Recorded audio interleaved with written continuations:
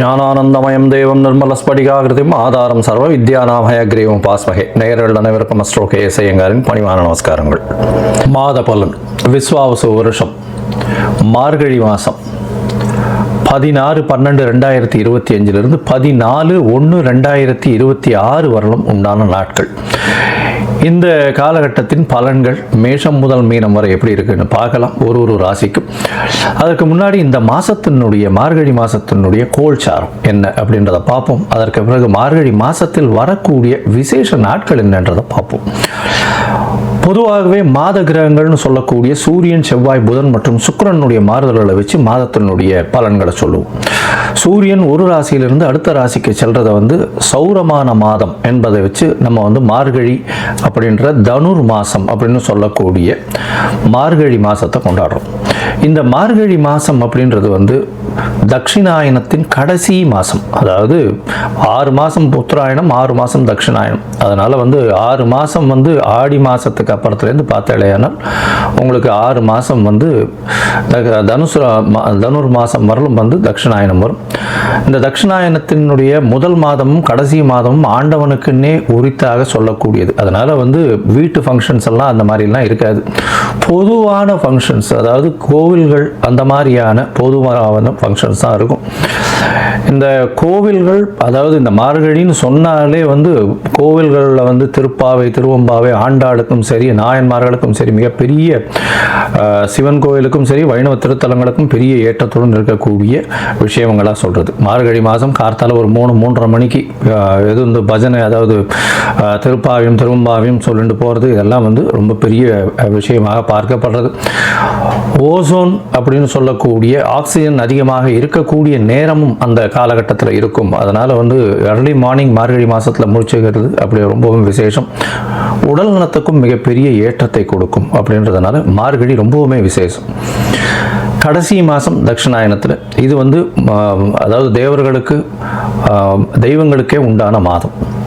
இந்த மாதத்தினுடைய கோல்சாரம் என்ன அப்படின்றத பார்ப்போம். முதல்ல பார்த்தாலேனால் காலபுருஷ தத்துவத்தின் 4ஆம் ராசியில் இருக்கக்கூடிய குரு பகவான் வக்ரகதியில் இருக்கார். வக்ரகதியில் இருக்கக்கூடிய குரு பகவான் மாதம் பிறந்து ஒரு 5 நாளில் புனர்பூசம் 4ஆம் பாதத்திலிருந்து புனர்பூசம் 3ஆம் பாதம் போய்டுறார். அதாவது 21/12 அன்னைக்கு புனர்பூசம் 3ஆம் பாதம் மிதுன ராசிக்கு போய்டுறார்.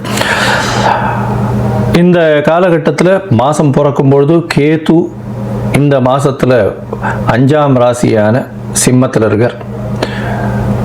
இந்த மாதத்தில் 8ஆம் ராசின்னு சொல்லக்கூடிய விருச்சிகத்தில் புதனும் சுக்கிரனும், தனுசுல சூரியனும் செவ்வாயும், கும்பத்தில் சனியும் ராகுவும் இருக்கா.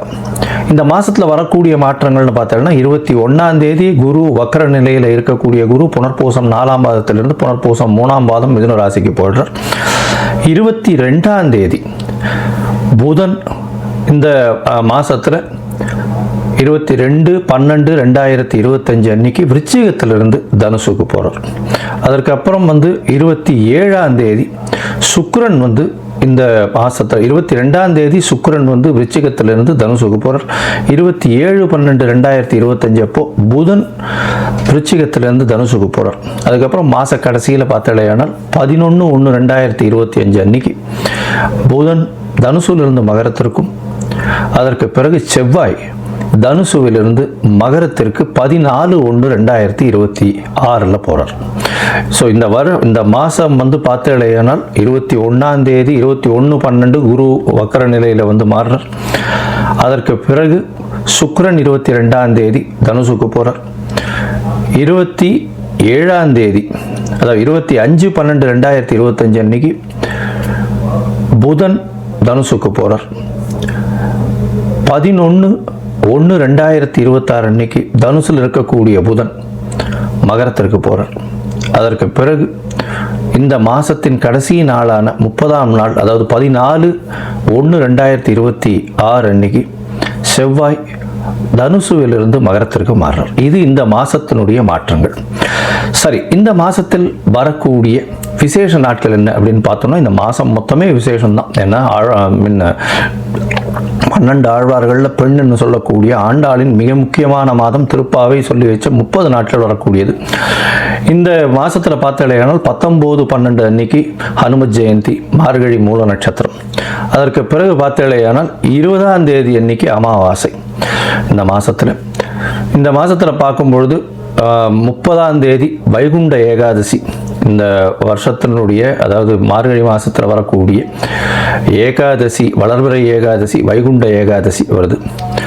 அதற்கு பிறகு பார்த்தாலேயானால் 2/1/2026 அன்னைக்கு மார்கழி மிருகசீரிஷம், மிருத்யுஞ்சயா, அதாவது மார்க்கண்டேயன் பிறந்த நாள். அதாவது மிருத்யுஞ்சயா ஹோமம் பண்ணுவா. உடல் நலம் குன்றியவர்களுக்கு உடல் நலத்தில் ஏற்றம் கொடுக்கக்கூடிய ஹோமங்கள் பண்ணக்கூடிய நாளாக கருதப்படுகிறது. அதாவது தீர்காயுஸ் இருக்கிறதுக்கு, உடல் நலிந்து போன ஒரு சீனியர் சிட்டிசன் சவாலுக்கெல்லாம் அந்த அன்னைக்கு வந்து போய் மார்க்கண்டேயன் போய் பிரச்சனை பண்ணிட்டு வர்றதோ, இல்லைன்னா ஆற்றுல வந்து மார்கழி மிருகசீரிஷத்து அன்னைக்கு அதாவது உடல் நலம் நல்லபடியாக ஏற்றமாக இருக்கணும்னு வந்து பூஜை பண்ணுறது நல்ல விசேஷம். அதற்கு பிறகு 3/1/2026 அன்னைக்கு ஆருத்ரா, திருவாதிரை நட்சத்திரம். பௌர்ணமி வேறு. ஏன்னா திருவாதிரைன்னும் போது பௌர்ணமி, தனுர் மாதம் வரக்கூடிய பௌர்ணமி ஆருத்ரா சிவன் கோவிலில் மிகப்பெரிய விசேஷம் கொண்டாடக்கூடியது. அது விரதம் இருந்து அந்த ஆருத்ரா தரிசனம் முடிச்சுட்டு தான் வந்து எல்லாருமே வந்து சாப்பாடு சாப்பிடுவாங்க. ஆருத்ரா களி ரொம்பவுமே விசேஷம். இந்த மாதம் பார்த்தேலையானால், அதாவது 11/1/2026 அன்னைக்கு கூடாரை வெல்லும் சேர் கோவிந்தா உந்தன்னை அப்படின்னு 27வது பாசுரம் வரக்கூடியது. அதாவது கூடாரை வள்ளின்னு சொல்லக்கூடிய 27வது பாசுரம். அது மிகவும் வசத்தியான பாசுரமாக சொல்லப்படுகிறது. அதற்கு பிறகு 14/1/2026 அன்னைக்கு போகி பண்டிகை. போகி பண்டிகை பழையன கழிதலும் புதியன புகுதலும்னு சொல்லக்கூடியது. தேவையற்ற விஷயங்கள் எதையும் வச்சுக்காமல் வெளியில் போட்டுட்டு, அதாவது மனசுக்குள்ளே இருக்கிறதும் சரி வெளியில் இருக்கிறதும் சரி அகமும் புறமும் தூய்மை அடையக்கூடிய ஒரு விஷயம். ஏன்னா அதுக்கு அடுத்த நாள் வந்து மகரத்துக்கு போகிறார் சூரியன். உத்தராயணம் பிறகுறது மிகப்பெரிய ஏற்றமான காலம். எல்லா விதமான நன்மைகளும் நடக்கக்கூடிய காலம். இப்போ நடந்ததை விட அதிகப்படியாக நடக்கக்கூடிய விசேஷங்கள் உண்டு. சரி, இப்போ மேஷம் முதல் மீனம் வரை ஒரு ராசியாக என்னென்ன மாற்றங்கள், என்னென்ன ஏற்றங்கள் இருக்குன்னு பார்ப்போம். அதுக்கு முன்னாடி என்னுடைய மொபைல் நம்பர் கீழே ஸ்க்ராலிங்கில் போயிட்டு இருக்கோம். உங்களுக்கு அஸ்ட்ராலாஜிக்கல் கன்சல்ட் தேவைப்பட்டதுன்னா எனக்கு ஃபோன் பண்ணுங்க. உங்களுடைய date, time, place of birth கொடுங்க. உங்களுடைய ஜாதகத்தை போடுறேன். உங்களுக்கு இப்போ உங்களுடைய நீங்கள் போட்ட உடனே உங்களுடைய கட்டணம் என்னன்னு சொல்கிறேன். அந்த கட்டணத்தை செலுத்திட்டு யூடிஆர் நம்பர் ஷேர் பண்ணுங்க. உங்களுடைய ஜாதகத்தை போடுறேன். சந்தி இருக்கான்னு பார்த்துட்டு உங்களுடைய ஜாதகத்தை போட்டுட்டு அதுக்கப்புறம் உங்களுக்கு அப்பாயின்மெண்ட் தரேன். உங்களுடைய தசாபுக்தி அந்தரம் சூக்ஷ்மம் இன்றைக்கு இருக்கக்கூடிய கோச்சார நிலைமைகளை வைத்து உங்களுடைய நிலைகளை பார்த்து உங்களுக்கு என்ன பரிகாரம், எந்த அளவு எளிய பரிகாரம் செய்யலாம் அப்படின்றதையும் பார்க்கலாம். சரி, இப்போ மேஷம் முதல் மீனம் வரை உண்டான மார்கழி மாதம் விஸ்வாவசு வருஷம் எப்படி இருக்கு அப்படின்றத பார்ப்போம். மேஷம், அஸ்வினி, பரணி, கிருத்திகை இந்த 3 நட்சத்திரம் 9 பாதங்களை கொண்ட ராசி. ராசியின் அதிபதினு சொல்லக்கூடியவர் வந்து செவ்வாய். உங்களுடைய ராசிக்கு 9ஆம் இடத்துல போய் இருக்கார். பெரிய விசேஷத்தை கொடுக்க போகிறார். இந்த மாதம் பார்த்தீங்கன்னா உங்களுக்கு எல்லா விதமான ஏற்றங்களும் இருக்கும். பித்ருக்களின் ஆசீர்வாதம் மிகவும் அதிகமாக இருக்கக்கூடிய காலகட்டம். என்ன சார் இப்படி சொல்கிறீங்க அப்படின்னா, இந்த மாதம் பிறந்து ஒரே வாரத்தில் பார்த்தாலேனால் குரு பகவானும் வக்ர நிலையில் வந்து உங்களுடைய ராசிக்கு 3ஆம் இடத்துக்கு வந்து 9ஆம் இடத்தை பார்க்குறார். செவ்வாயும் அங்கே இருக்கார். சூரியனும் குருவும் வந்து சம சப்தமத்தில் சிவராஜ யோகத்தை கொடுக்குறார். அதை தவிர பார்த்தோம்னா குரு செவ்வாயினுடைய பார்வை குரு மங்கள யோகம்னு சொல்லக்கூடியதும் இருக்குது. இந்த காலகட்டத்தில் பார்த்தாலேனால் உங்களுடைய ராசிக்கு 9ஆம் இடம் மிகவும் வலுப்பெற்று போகிறது. தந்தையினால் ஆதாயம், தந்தையின் மூலியமாக ஒரு பெரிய சொத்துக்கள் வரக்கூடிய காலகட்டம். அதை தவிர பார்த்தாலேனால் உங்களுடைய ராசிநாதன் 5ஆம் அதிபதி 2 பேரும் வந்து 9ஆம் இடத்துல போய் நிற்கிறதுனால பணம் வர்றதுக்கு எந்த விஷயத்திலும் தடங்கள் இல்லை. முயற்சிகள் எல்லாமே வெற்றி பெறக்கூடிய வாய்ப்புகள் நிச்சயம் உண்டு. இந்த காலகட்டத்தில் பார்த்தாலேனால் வெளிநாடு போகக்கூடிய யோகம், படிக்கக்கூடிய யோகம், மேல் படிப்பு படிக்கக்கூடிய யோகம், இது எல்லாமே அதிகமாக இருக்கக்கூடிய வாய்ப்புகள் உண்டு. தந்தையின் சொத்துக்கள் வரக்கூடிய வாய்ப்புகள் நிச்சயமாக இருக்கும். உங்களுடைய ராசிக்கு பார்த்தோம்னா பெரிய ஏற்றம் இந்த காலகட்டத்தில் வந்து ஒரு நல்ல தசாபுக்தி நடந்தது. ஆனால் உங்களுக்கு வந்து குபேர சம்பத்து வரக்கூடிய வாய்ப்புகள், அதீதமான நில சொத்துக்கள் வரக்கூடிய வாய்ப்புகள் இந்த காலகட்டத்தில் இருக்குது. இந்த மாதம் பார்த்தலையானால் உங்களுடைய ராசிக்கு 5ஆம் இடத்துல கேது பகவான் இருக்கிறதுனால சிறு சிறு தொல்லைகள், அதாவது தொல்லைகள் எதில் இருக்கும் அப்படின்னா 5ஆம் இடத்துல இருக்கிறதுனால குழந்தைகள் மூலியமாக தொல்லைகள் வரக்கூடிய வாய்ப்புகள் உண்டு. குழந்தைகளுடைய உடல் நலத்தில் கொஞ்சம் ஜாகிரதையாக பார்த்துக்கிறது ரொம்பவுமே நல்லது. அதோட பார்த்தீங்கன்னா 11ஆம் இடத்துல சனி ராகு இருக்கிறதுனால அபரிமிதமான லாபங்கள் வரும். செய்யக்கூடிய தொழிலில் அபரிமிதமான லாபங்களை எட்டக்கூடிய காலகட்டமாக அமைய போகிறது. இந்த காலகட்டத்தில் பார்த்தீங்கன்னா எந்த ஒரு தொழிலாக இருந்தாலும் இங்கே எடுத்த காரியங்கள் நிச்சயமாக நிறைவேறும், கவலைப்படவே தேவையில்லை. ஏன்னா 9ஆம் இடம் பார்த்தீங்கன்னா ஒரு 22, 25 தேதி 25/12, அதாவது ஒரு 10 நாளுக்குள்ளேயே 4 கிரகங்கள் இருக்கக்கூடிய நிலைமையாக இருக்குது. 4 கிரகங்கள் இருக்கிறதுனால 7ஆம் அதிபதியும் 9ஆம் இடத்துல, 5ஆம் அதிபதியும் 9ஆம் இடத்துல, இந்த மாதிரியான விஷயங்கள் இருக்கிறதுனால நீங்கள் மனசில் நினைச்சது எல்லாமே கண்கூடாக பார்க்கக்கூடிய காலகட்டம். நினைத்த காரியங்கள் நிச்சயமாக நிறைவேறக்கூடிய காலகட்டம்.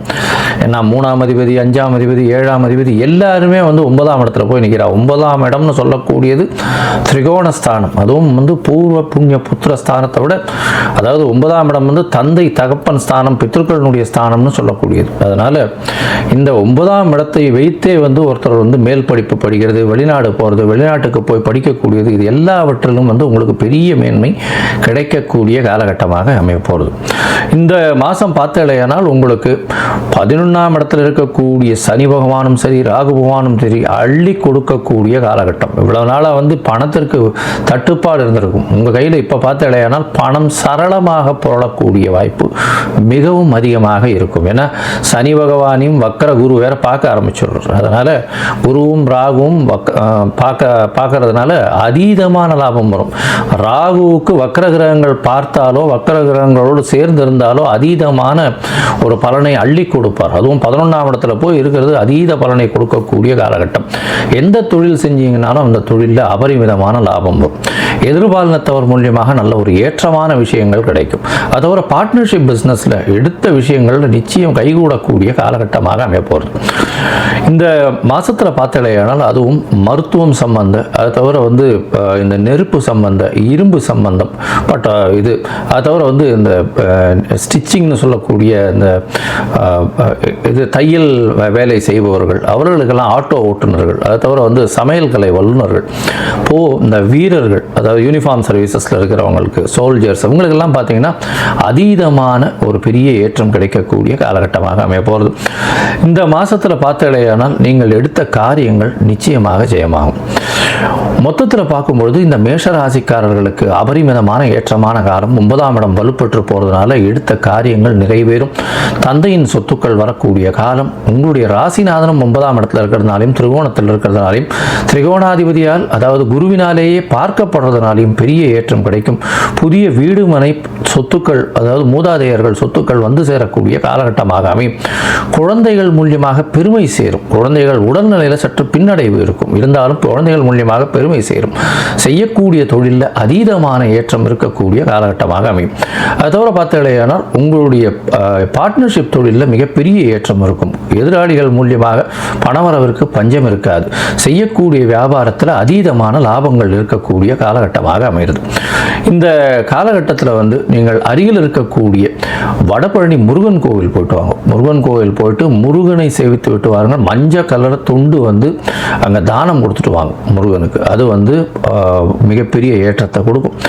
அதை தவிர பார்த்தீங்கன்னா உங்களுக்கு வரக்கூடிய சந்திராஷ்டம நாள் அப்படின்னு சொல்லக்கூடியது, அதாவது உங்களுடைய முயற்சிகள் நிச்சயமாக வெற்றி பெறும். இருந்தாலும் சில நாட்கள் உங்களுடைய முயற்சிகளை தள்ளி வைக்கிறது நல்லது. அந்த சில நாட்கள்னு சொல்லக்கூடிய சந்திராஷ்டம நாட்கள். சந்திர பகவான் 8ஆம் இடத்துல மறைந்திருக்கும் பொழுது வரக்கூடியது சந்திராஷ்டம நாள். இந்த சந்திராஷ்டம நாள் அன்னைக்கு பார்த்தேனால், அதாவது 17/12/2025 19/12/2025 வரும். இந்த மாதம் பிறந்த உடனே 2வது நாள்லேருந்தே உங்களுக்கு சந்திராஷ்டம காலம் ஒரு 3 நாள் இருக்கு. சந்திராஷ்டம காலம் எல்லா நட்சத்திரக்காரர்களுக்கும் ஒரே இதில் வருமா அப்படின்னா, உங்களுடைய நட்சத்திரத்துக்கு 17வது நட்சத்திரம் எதுவோ அந்த நாள் மட்டும் ரொம்ப ஜாகிரதையாக இருக்கும். எந்த ஒரு கமிட்மெண்ட்டும் கொடுக்காதீங்க. யாருக்கும் வாக்குறுதி கொடுக்கறது, ஜாமீன் கையெழுத்து போடுறது, அவருக்காக நீங்கள் பண்ணுறது, தேவையில்லாத விஷயங்களை தலையை கொடுக்கறது, இதெல்லாம் உங்களுக்கு பெரிய பின்னடைவை ஏற்படுத்தக்கூடிய வாய்ப்புகள் நிச்சயமாக உண்டு. இந்த மாதத்தில் பின்பகுதியில், அதாவது 13/1 14/1/2026 இந்த 2 நாட்களும் உங்களுக்கு சந்திராஷ்டமம் இருக்கும். கிட்டத்தட்ட 5 நாட்கள் இருக்குது. அதனால் இந்த 5 நாட்களை மட்டும் கொஞ்சம் தள்ளிட்டு அந்த காலகட்டத்தில் வந்து எளிய பரிகாரம்னு சொல்லக்கூடிய சந்திரனுக்கு உண்டான பரிகாரம், இந்த பால் வந்து அருகில் இருக்கக்கூடிய கோவிலில் கொண்டு போய், அதாவது பிள்ளையார் கோவிலில் போய் கொடுத்துட்டு போகிறதன் மூலியமாக சந்திராஷ்டமத்தின் தாக்கம் வெகு அளவு குறையக்கூடிய வாய்ப்புகள் நிச்சயமாக உண்டு. இந்த மாதம் நீங்கள் முருகன் கோவிலுக்கு போயிட்டு வாங்க. உங்களுக்கு வீட்டுக்கு அருகில் இருக்கக்கூடிய முருகன் கோவில் இல்லை வடபழனி முருகன் கோவில் போயிட்டு வாங்க. உங்களுக்கு எல்லா விதமான ஏற்றங்களும் எல்லா விதமான மாற்றங்களும் ஒரு வெற்றிகரமான மாறுதல்களும் இந்த மார்கழி மாதத்தில் நிச்சயமாக வரும்.